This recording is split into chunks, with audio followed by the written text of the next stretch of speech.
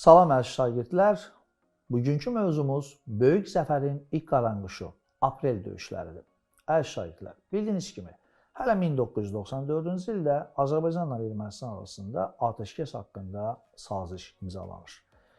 Bu sazişin imzalanmasına baxmayaraq Ermənistan Azərbaycana qarşı təxribatlar törətməkdə davam edirdi. Bu səbəbdən bəzən cəbhədə tez-tez silahlı qarşıdurmalar baş verirdi. Belə silahlı qarşıdurmalardan biri 2016-cı ilin aprelin 1-dən 2-sinə keçən gecə ordumuzun mövqelərinə və cəbhə xəttinə yaxın olan kəndlərimizin atəşə tutulması oldu.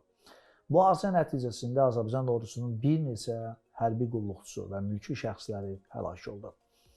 Ermənilərin təxribatına cavab olaraq Azərbaycan ordusu əks hücum əməliyyatlarına başladı. Nəticədə aprel müharibəsi kimi tarixə düşən hadisə baş verdi.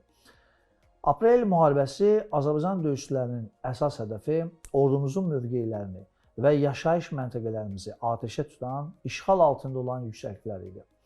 Azərbaycan ordusunun birinci qrupu Tərtər istiqamətində Talış yüksəkliklərinə doğru irəliləməsi idi. Xəritədə də fikir verirsiniz. Yəni yuxarıdan, şimal tərəfdən, Tərtər rayonu tərəfdən Talış yüksəkliyinə doğru hərəkət edirik. İkinci istiqamət isə aşağı fikir veririk. Cənub tərəfdən Cəbrayıl rayonu istiqamətində Lələtəpə yüksəkliyi idi. Məhz iki istiqamətdə Azərbaycan ordusu hərəkətə keçdi. Deməli, şimal tərəfdə olan Tərtər istiqamətində Talış yüksəkliyi uğrunda şiddətli döyüşlər gedir. Burada döyüşçülərimiz qısa zamanda Talış istiqamətində düşmənin müdafiə xəttini yarıb yüksəklikləri ələ keçirdilər. Hücum o qədər sürətlə həyata keçirildi ki, düşmən əsgərləri 14 postlarında silah sursatı atıb qaçmağa başlamışdılar. Yeri gəlmişkən post hər hansı obyekti mühafizə etmək və ya müşahidə altında saxlamaq üçün müəyyən yerdə qoyulmuş növbətçi və ya əsgər dəstəsidir. Döyüş meydanından qaçan düşmən itirdikləri əraziləri əvvəlcə toplarla atəşə tutdular. Sonra isə tanklarla hücuma keçdilər. Ancaq bütün bunlar hamısı bir nəticə verməyəcək. Belə ki, Azərbaycan ordusunun əsgərləri ermənilərin bu tank hücumunda qarşısını alır, ondan çox tankı məhv edir. Ermənilərdən fərqli olaraq səngərdə şəhid olmağı üstün tutan Azərbaycan əsgəri döyüş meydanı tərk etmirdi. Son gülləsinə qədər vuruşurdu. Xüsusi təyinatlı qüvvələr. Əziz şagirdlər, aprel döyüşlərində Azərbaycan ordusunun xüsusi təyinatlı qüvvələri düşmənin qorxulu röyasına çevrilmişdi. Daim ən çətin təlimlər keçən xüsusi təyinatlılar uzun müddət torpağın və suyun altında qala düşmən içərisində gizlənə bilərdilər. Hündür dağlar, sıldırım qayalıqlar və sıx meşələrdə təlimlər keçən igid döyüşçülərimiz istənilən hərbi tapşırığa hər zaman hazır idilər. Xüsusi təyinatlı qüvvələrin zabit və gizirləri bir neçə dil bilir. Yaxşı təhsil, fiziki hazırlıq və peşəkarlıq bacarığına malik idilər. Onların məşhur bir şüarı var. Görünmədən görmək, ölmədən geri dönmək. Talış yüksəkliyinin qəhrəmanları Murad Mirzəyev. Talış kəndi ətrafında gedən döyüşlərdə böyük qəhrəmanlıq göstərmişdi. Türkiyədə yüksək hərbi təhsil almış, İngilis, Rus və Türk dillərini mükəmməl bilirdi. Son gülləsinə qədər döyüşərək şəhid olmuşdu. Onun qəhrəmanlığı Azərbaycan Respublikasının prezidenti tərəfindən yüksək qiymətləndirilmişdi. Ali Baş Komandan İlham Əliyev Murad Mirzəyevi ölümündən sonra Azərbaycan Respublikasının milli qəhrəmanı adına layiq görmüşdü. Talış yüksəkliyinin qəhrəmanları, yəni bu sırana gəlin, daha bir neçə döyüşçülərimizlə də tanış olaq. Sərxan Bayramov. Aldığı yaralara baxmayaraq döyüş meydanından çıxmamışdı. Son nəfəsinə qədər döyüşmüşdü. Raquf Orucov. Raquf Orucov 1-ci Qarabağ müharibəsi dövründə də iştirak etmişdi. Kəlbəcər istiqamətində xidmət edərək düşmən arxasındakı uğurlu əməliyyatlarına görə ona Murov Qartalı adı verilmişdilər.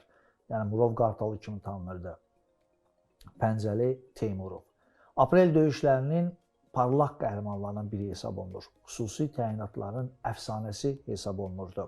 Qoca Qurd ləqəbi ilə tanınırdı. Elmidar Səfərov döyüş meydanını tərk etməmişdi. Döyüş yoldaşlarına mən bu günü neçə illərdir gözləyirəm. Deyirsiniz, gedim arxada ölüm, Allah rəhmət eləsin. Və Samid İmanov. Samid İmanov döyüşdə yaralansa da mövqeyini tərk etməmişdi. Son gülləsinə qədər döyüşmüşdü. Samid İmanov da Murad Mirzəyev kimi ölümündən sonra Azərbaycan Respublikasının prezidenti Ali Baş Komandan İlham Əliyev tərəfindən Milli Qəhrəman adına layiq görülmüşdü. Və qeyd etdiyimiz kimi aprel döyüşlərinin ikinci istiqamətdə gedən döyüşlər Lələtəpə döyüşləri. Aprel döyüşlərinin deməli bu Cəbrayıl rayonu ərazisində gedən və burada yerləşən Lələtəpə 271 metr hündürlüyə malikdir. Yüksəklik çox böyük strateji əhəmiyyəti var. Məsələ burasındadır ki, məhz Lələtəpə yüksəkliyi 1-ci Qarabağ müharibəsində erməni silahları tərəfindən ələ keçirilmişdi və yüksəklik Füzuli və Beyləqana qədər uzanan əraziləri müşahidə etməyə imkan verirdi. Bu yüksəkliyə yaxın yerdə yerləşən Cozuq Mərzanlı kəndi daim atəş altında saxlanırdı. Ona görə də Cozuq Mərzanlıda insanlar yaşaya bilməyərək buranı tərk etmişlər. Kənd Azərbaycan ordusunun nəzarətində olsa da, orada yaşayış yox idi. Çünki əhali məhz Lələtəpədən atılan atəşlərdən sonra kəndi tərk etməyə məcbur olmuşdu. Aprel döyüşlərinin birinci günü əks hücum əmri alan döyüşçülərimiz cəmi 40 dəqiqə ərzində Lələtəpə yüksəkliyini azad etdilər. Vahid komandanlıq, hərbi birləşmələrin birgə fəaliyyəti uğurumuzun əsas səbəbləri idi. Lələtəpə üzərində Azərbaycan bayrağı dalğalanmağa başladı. Lələtəpə istiqamətinə gedən döyüşlərdə Şükür Həmidov böyük şücaət göstərmişdi. Bölmə komandiri olmasına baxmayaraq, əskərləri ilə ön cərgədə döyüşmüş, Lələtəpə yüksəkliyinin azad edilməsində mühüm rol oynamışdı. Lələtəpədə göstərdiyi misilsiz igidliyə görə Şükür Həmidov Azərbaycan Respublikasının prezidenti Ali Baş Komandan İlham Əliyev tərəfindən Azərbaycanın milli qəhrəmanı adına layiq görülmüşdü. İkinci Qarabağ müharibəsi dövründə iştirak edən Şükür Həmidov çox təəssüflər ki, öz doğulduğu Qubadlı rayonunun azad olunması uğrunda gedən döyüşlərdə şəhid olmuşdu. Allah rəhmət eləsin. Kadrlarda da siz məhz aprel döyüşlərinə həsr edilmiş bir cizgi filmindən fraqmentlərə baxırsınız. Bu Lələtəpə yüksəkliyində Azərbaycan bayrağının qaldırılması anıdır. Aprel müharibələrində pilotsuz uçuş aparatları, PUA qısa deyəcəyik ona, mühüm rol oynamışdı. Belə ki, Azərbaycan ordusu ilk dəfə idi ki, pilotsuz uçuş aparatlarından istifadə edilir və ilk dəfə istifadə etdiyimiz bu PUA-lar İsrail istehsalı olan Haraplar idi. PUA-ların bir neçə növü var, ümumiyyətlə uşaqlar. Bəziləri uzun müddət havada qalaraq kəşfiyyat aparır. Digər növləri isə düşmənə havadan zərbə endirir. Aprel döyüşlərinin girişində Ermənistandan deməli könüllü döyüşçüləri cəbhə xəttinə gətirən avtobus məhz bizim PUA vasitəsilə partladılmışdı. Aprel döyüşlərin indi isə gəlin nəticələrinə baxaq. Azərbaycan ordusu parlaq qələbəsi ilə nəticələndi.